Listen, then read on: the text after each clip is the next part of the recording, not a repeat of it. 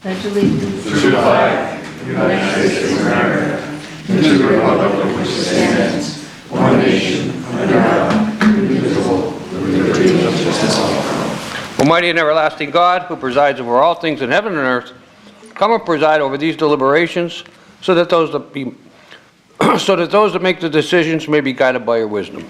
Please remain standing for a moment of silence for the passing of former Rick Kaczynski.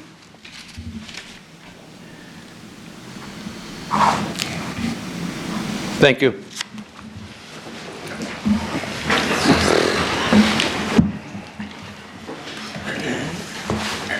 Good evening and welcome to tonight's regular session of City Council. Please turn off all cell phones. The following are examples of some important council rules, but they are not intended to be a complete list. Please adhere as closely as possible to the 5-minute speaker presentation. No persons are allowed to address the council from beyond the rail. The chairperson shall preserve order and decorum and prevent attacks on personalities. No person except city officers or the representatives shall be permitted within the rail. We also kindly ask that you please vacate the building within 10 minutes after the meeting adjourns. And we'll do roll call. Mr. Barrett? Here. Mr. Belishko? Here. Mr. Meehan? Here. Mrs. McClay? here. Mr. Brooks? Here. Also in attendance is Mayor George Brown, Administrator Charles McCormick, our City Attorney Tim Henry, Controller Tony Thomas, and our Administrative Assistant Lisa Sanfilippo. Ma'am? Public input on pending legislation. Come on, Sam. Well, I'm the only one, Jessica. Well, you're the only one right now. Well, there's only one item, so I guess there aren't too many comments to make. I'm kind of disappointed in general that there's not more on the agenda as usual. I only have a couple brief comments. Obviously, drug education is a very important thing, and I just a couple of specifics here. I thought it was a lesser amount than $65,000. I'm glad it is that substantial. But I assume that the money has to be used for drug education. The parameters are very limited, right? I mean, you can't, for instance, put it in a trust fund or something, or use it to buy trees, right? It'd be a nice thing, though, right? Well, drug education is very important. I don't deny it. But obviously, this would just be in the Wilkes-Barre area school district, I assume, right? I mean, that's the only place it could be done, correct? Does anybody know? Or, I mean, I don't assume that would be shared with other school districts.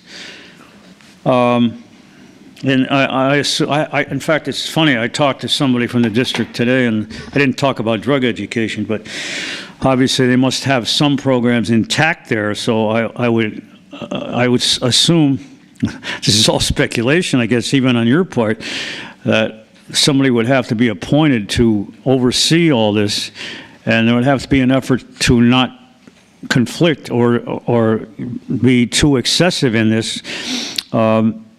I'm very skeptical as to how this would work in primary schools, you know, elementary schools. I guess they have it now, but I'm sure this would have to be worked out, assuming this is approved, which I guess it would be. And as far as the money for the fire department, would anybody know what doesn't the fire department? The question is here, so there's no overlap. Doesn't the fire department have opioid equipment now? And if it does, this seems a little bizarre. I mean, what kind of equipment, maybe somebody can inform me or enlighten me, what kind of equipment would the fire department use to control opioid abuse? Or they call it opioid safety equipment. Would anybody know? As I said, I think, you know, anti-drug awareness is important, but again, it's a sensitive issue, and if the school district, if it's just for Wilkes-Barre School District, and I'm sure they must have some programs, I think that whoever is appointed to oversee this should be careful that there's no overlap, and it doesn't become too excessive.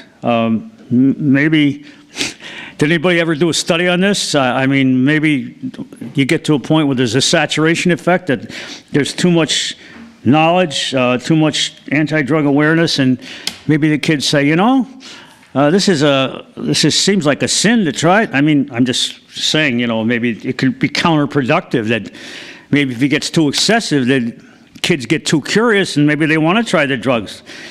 I mean, when I was a kid, I never did drugs, but there was always a curiosity into exploring what your parents and your teachers and your peers said was bad, right?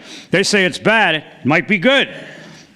All right, that's all I had to say. I can get some answers. Thank you. All right, Sam, you want to stay there? I can respond to some of that. The equipment for the fire department is going to be cameras for the opiates and safes. Yeah, and it's required due to a new DEA mandate So that's what that is for. and software, because I know they have to Right. have a thumbprint to get into the safe. So it's There's a to camera. protect the opiates that the fire department carries around. You asked about, it is only going to be Wilkes-Barre area school, right? So it's going to be for Wilkes-Barre area school district. And yes, the money cannot be used for anything else.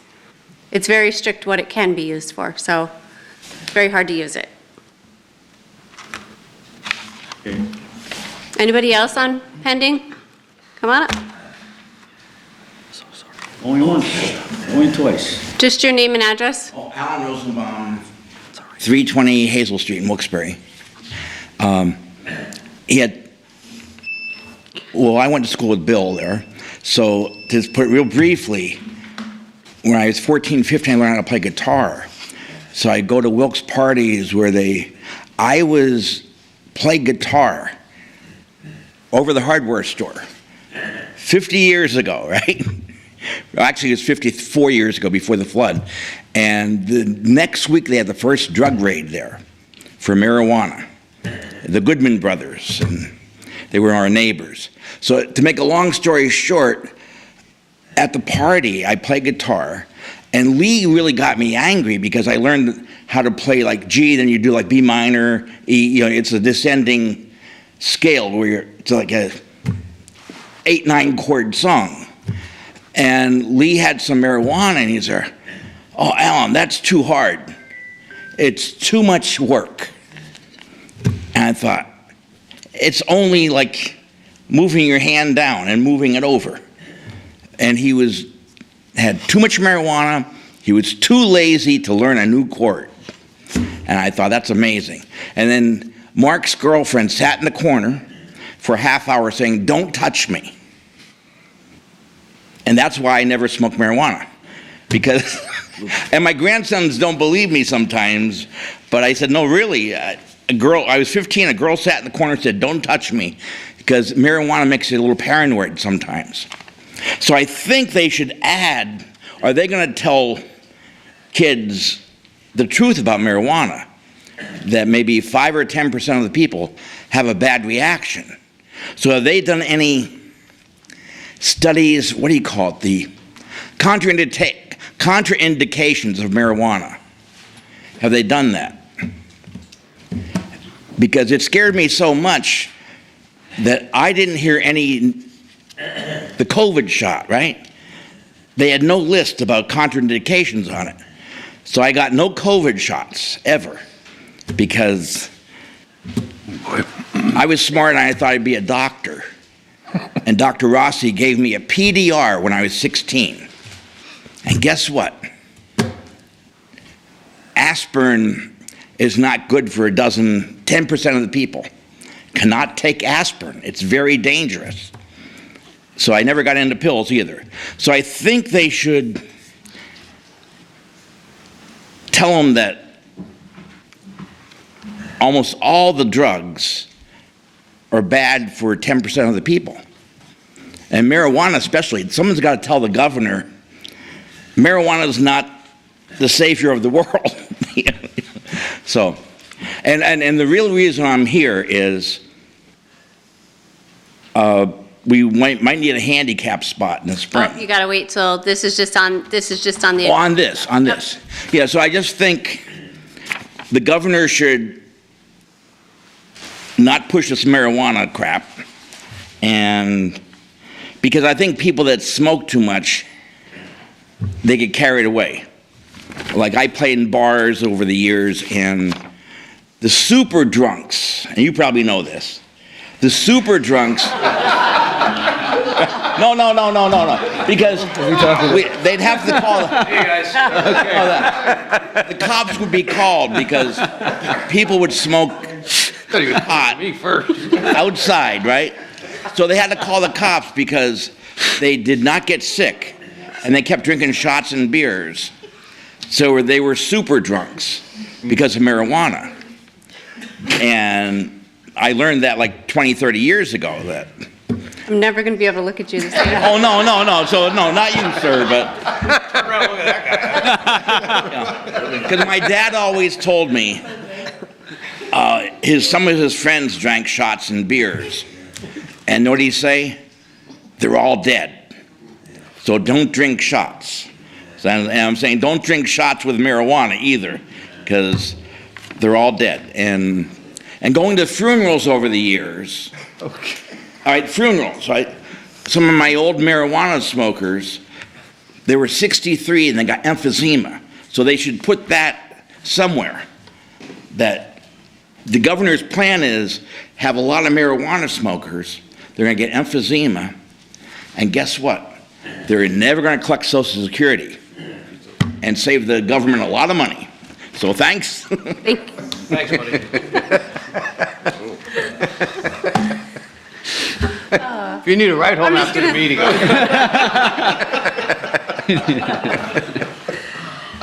That was good. Does anybody else want to chime in? No, we're good. Yeah, good luck.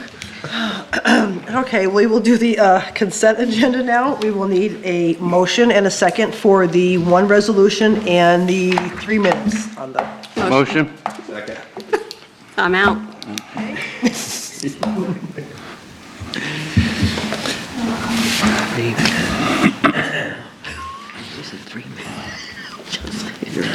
I'm up. Oh, and I put them in order. Mr. Barrett. No, I'm good since Tuesday, thank you. Mr. Brooks. I'm good since Tuesday. Mr. Maron. Wait, we didn't vote yet. I got one Oh. item. She told me to We go. motioned, but then we skipped. We skipped the voting. Sorry, I was still. Oh, I'm thinking sorry. about- Oh, wait till we tell Kat. Excuse me. Yes, I mean, yes, on the vote. Yes. We didn't even vote on it yet. They piping it through the vent? I think we're starting to smoke up. Down there, wasn't it? Mr. Maron. Yes, I just want to know when we're going to be doing an ordinance sweep in my district. We missed it last year due to the inclement weather. That's all I have today. What's your vote? I didn't second it. You said? I second. Mr. Belishko. Nothing since Tuesday. That leaves me. So this is my third year on council. This is my third time in March that I have to bring up the King's College Kager. So, and I know the first year we brought King's in and we discussed it with them, and then they said they'd keep an eye on it. Well, it was again this weekend, and I know a few residents were disturbed. One had a window smashed out with a brick. Can we discuss this with King's to get this under control? Because those residents don't deserve that. There was probably 250, 300 students there. Wow. Happens every March, it gets out of control. Usually starts out pretty quiet, and then come the evening, it's a nightmare.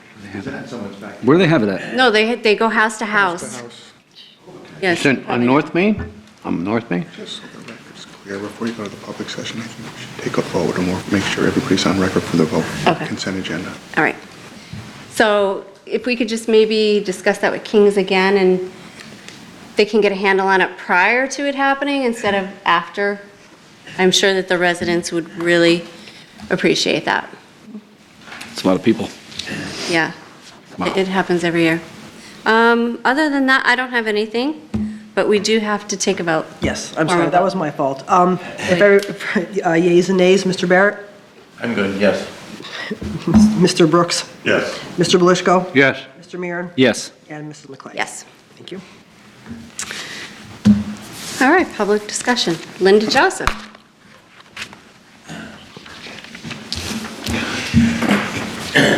Linda Joseph, Wilkes-Barre.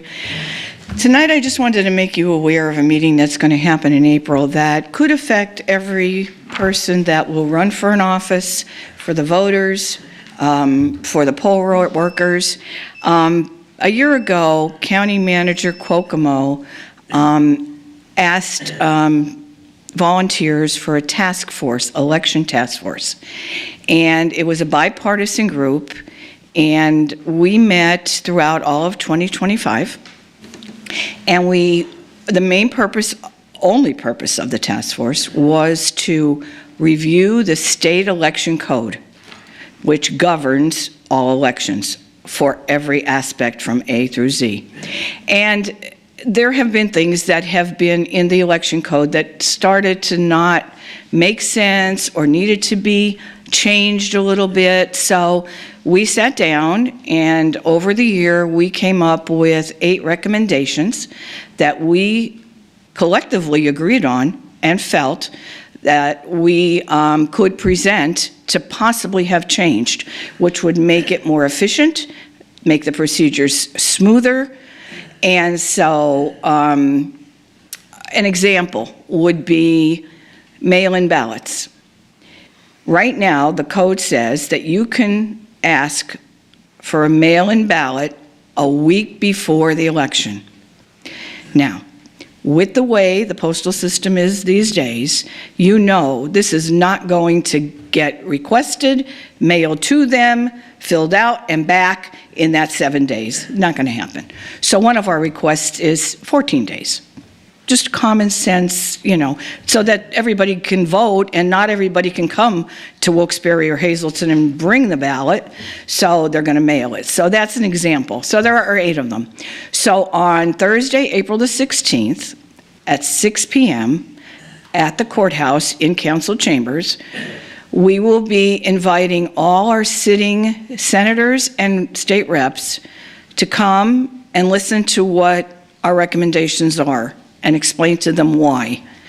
So I encourage anyone who's an elected official going to run for anything, the voters, the workers, because these are different aspects, so they could affect them, to come, because it's an open meeting to the public, and there will be a comment section by the public if they wish. But I just wanted to make everybody aware that this is an important task force, that we took this on to try to make things easier and run smoother. So we will see, and if you see our elected representatives, please encourage them to try to go back and make those changes. And it's not just us in Luzerne County. Other counties in this state have come across with the same items that we all feel do not make sense anymore. And so they would obviously have to go back, but we felt hopefully Luzerne County could be the stimulus for trying to get this done for the whole state. So hope to see, many people there. I know the newspapers have covered it before, and so that's it. April 16th, 6 o'clock, County Courthouse. Thank you. Thank you. Thank you. Eugene Francis Wallace.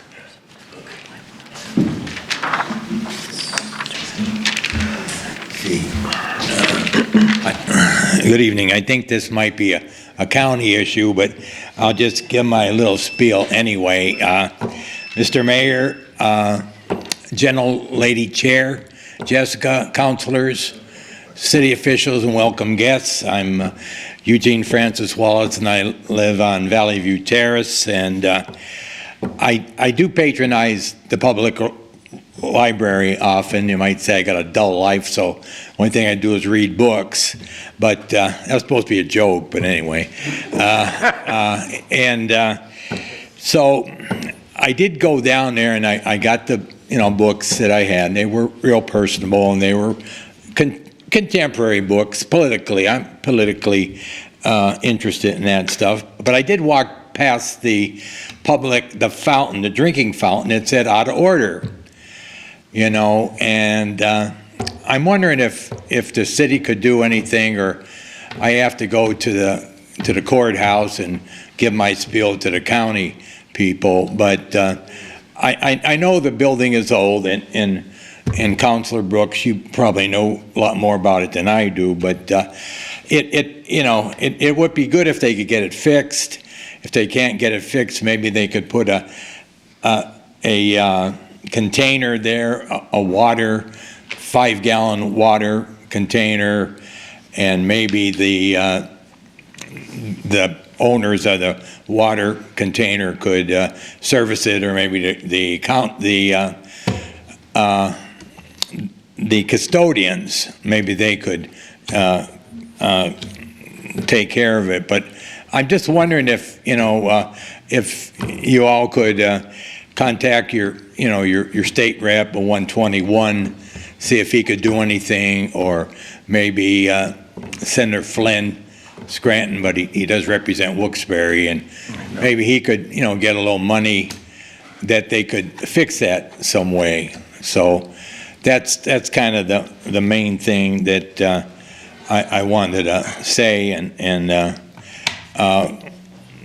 General Lady Chair, Jessica, I hear you're gonna move up the political ladder. I do wish you luck, and I left my card there if you want to use it. I just want to tell you, I'm on, I'm on FDR's program. He's starting at 30. So anyway, so that's all I have. Thank you. Bye. Mr. Wallace. I figured it was going to be him. Speaking. So thank you. You did call me about the water fountain, and I called the executive director, the head librarian, at the library for you. I did return your phone call and said you can just ask for bottled water anytime. That fountain has been broken since COVID. They've had problems with it. And just to let you know, the Oosterhout Free Library is a private nonprofit. City council has no say over the library. County government has no say over the library. Eddie Day Paszynski, Marty Flynn have no say how you run the library. There's a private board of directors, which I'm on the board of, and you just take your issue, your questions, your suggestions right to the executive director, the staff there. So if you want water, they will give it to you. Well, okay. Okay. Well, I appreciate your help there. Okay, you're welcome. Alan Rosenbaum? He did not need to come here. He did not need to come. Alan Rosenbaum at 320 Hazel Street. And my wife's doing better, but we feel we still need a handicap parking space in the front of, we're between the J. Marie Deli and a fish market now.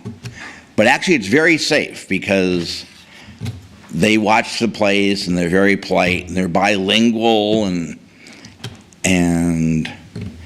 I can get coconut water next door. It's nice. So do I go to zoning or? Traffic. Traffic committee. See Oh, Bill- traffic. See Bill Harris. Oh, Bill Harris, okay, on the first floor. Yep. Okay. And. You don't have a driveway, do you? No. See Bill Harris. Shouldn't be a problem. Their meeting might have been today, their meeting was today. So you won't be able to get for another month. Oh, yeah, that's fine, that's Their fine. meeting was this morning. Oh, okay, so I can do that. But you have to get medical paperwork anyway, so just go down. Yeah, to see Bill Harris. she did that for we just got a brand new car. It's only 9 years old. But I have to say thank you to everyone in Wilkes-Barre, because I didn't have a car running for a month. And so I got a senior bus pass. It works very well. And when you have to wait for a bus, there's a little, it's right over there, a little pizza place, Pronto's Pizza. Great. Is amazing pizza. Yep. They have a dozen kinds, and you have to ask them what it is sometimes. Yep. So they have like broccoli and ricotta pizza. Mm-hmm. It's very good. So, Tortellini. oh yeah, everything. Wash it down with coconut oil. That's right. So, Enjoy it. so anyway, thanks a lot, and keep up the good work. Thank you. Thank you. Yeah. And everyone's doing great work except the governor. That's all I can do. Okay, thanks. Thank you. Thank you. Sam Troy. You're up, Sam. He's great. I I appreciate the fact that Mike brought up the moment of silence for Rick Kaczynski. He was a pretty good friend of mine, and as far as I'm concerned, a very competent politician and bureaucrat. And most importantly, I remember when he was part of the administration, unlike the president, he was as transparent as he could be in terms of providing information especially about the financial situation of the city. And he had, seemed to me, a sincere commitment to bettering the lives of the taxpayers, improving the quality of life overall in the city. Again, something that seems lacking, and I don't mean to be overly critical, but something that seems blatantly absent from the people that are running the show now. I won't mention any names. But back to I would hope that, maybe that his spirit could be revived somehow and incorporated by this group, by council people, and perhaps the mayor and Mr. Charlie, that the things that Rick stood for, and I'm going to miss him very much. Wasn't like my best friend, but he was a good friend, and I had just spoken to him a week ago. That some inspiration could be taken from his passing. It was very sudden and very tough to endure. But back to business in the short time I have, along the scope, the schedule of financial health, it seems to me, I brought up this image last time about from the Roman Emperor Nero, which I think you might have an idea about, the saying that Nero fiddled while Rome burned could maybe be applicable to the situation here. I don't think that the city, the powers that be here, are doing enough to prevent what seems to be a precarious fiscal situation that is going to only get worse. And I also see a total obliviousness to improving the lot, and this goes in contrast. Just speaking, and I don't mean to be critical, Mayor, but remember when you spoke up at the PUC hearing for increased rates, you mentioned how committed you were to relieving the financial load of the taxpayers. That this rate was outrageous. That what they were asking for was outrageous, and I'd agreed 100% with you. But it seems a little contradictory that you've gone forward and doubled our sewer fee, and now our WVSA fee is going to increase dramatically. It already has. So, and I don't think there's any commitment on anybody's part to give at least, in light of the times, the current crisis that we're in. Not just rising gas prices, which are getting out of hand, but utility prices. Price of food, the general cost of living in terms of rent and mortgage. Mortgage rates may be under control, but the other things are not. And if it's not too late, I asked Tim this question. I don't think I got a straight answer. Maybe he doesn't know. But if it's not too late, I think some relief should be provided with people who are, I know you give maybe 1% or something on the sewer bills and small percentage on the property tax, but something more should be giving. I keep preaching this every time, and it gets ignored, but if you had some sincere concern for the struggles for the people who are going through to in some cases, to put food on the table or avoid foreclosure, that you might have some commitment to looking into this as to whether or not this year even the breaks can be given to certain people who are struggling economically, and there's a lot of them. I'm telling you. But let me get to specifics. The $6 million that was borrowed. Does anybody know what that specifically was used for? Just to cover? Was that a shortfall in the pension fund, Mr. Mayor, or was that Horton Street? I guess part of that. Was it healthcare? A new healthcare agreement or something for employees? Was it? I know there's a lot, the city is, again, the debt service I know has increased, and it's going to get worse, obviously, because you took out a $3 million TAN note instead of a $2, and you got the $6 million debt. Just let me ask briefly, I got to switch because of my time limit, but the building on, this is changing the subject, the building on North Washington Street, that the Department of Labor Industry State Building, does anybody know? Every time I pass there, nobody's coming in or out. So if the state's not using that building, maybe the city could take it over and use it for a temporary home for the homeless, or as another extension of City Hall, maybe or the health department or something. I don't know. It seems to be a waste of space in a beautiful building. I don't think it's being used. Anyway, I guess that's all I have time for, as I want to talk about my gun buyback program. Can I mention that, Jessica? You did Any not. progress I've made? Yeah. That's it? Anybody else got anything? Mayor? Yep. Uh-oh. I was coming to you next. Sam, how you doing? Can't hear you, Mayor.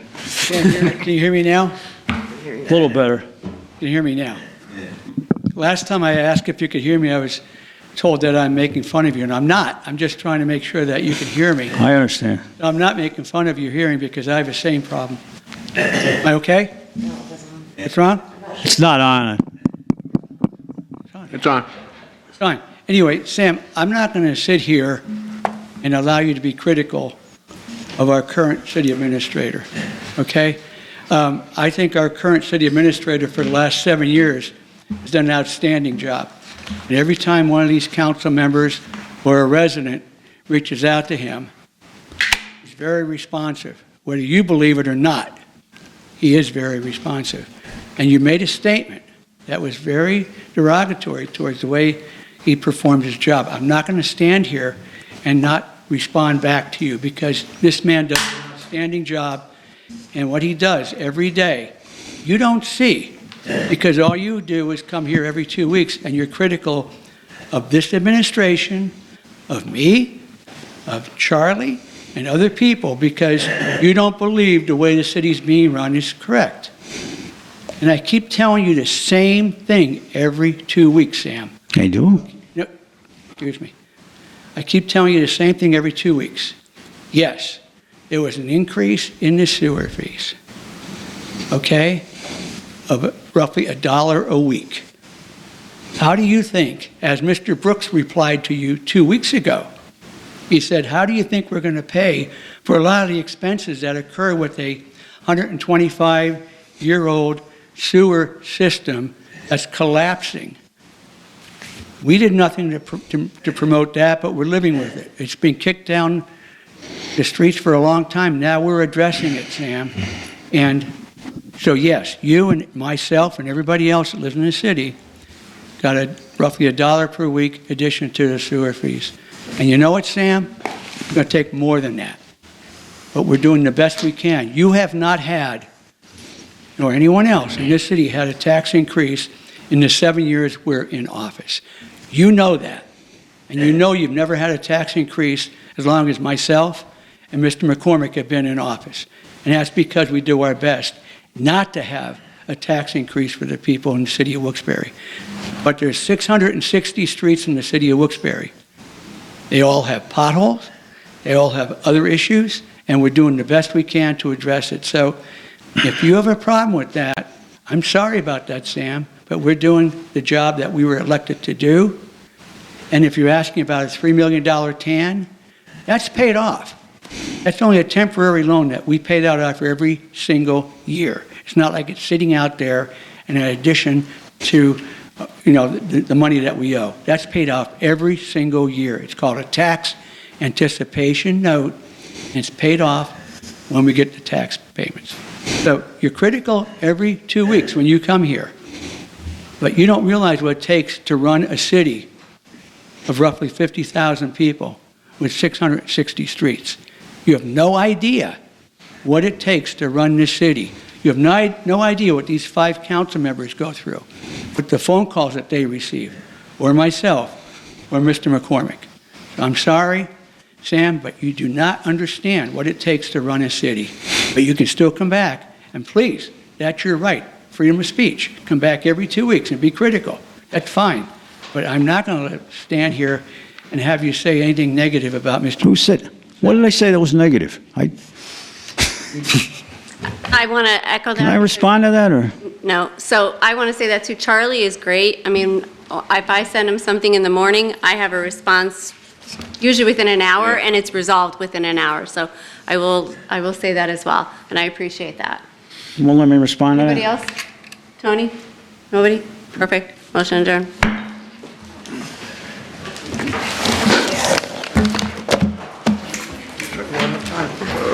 Right? Do you volunteer to stay?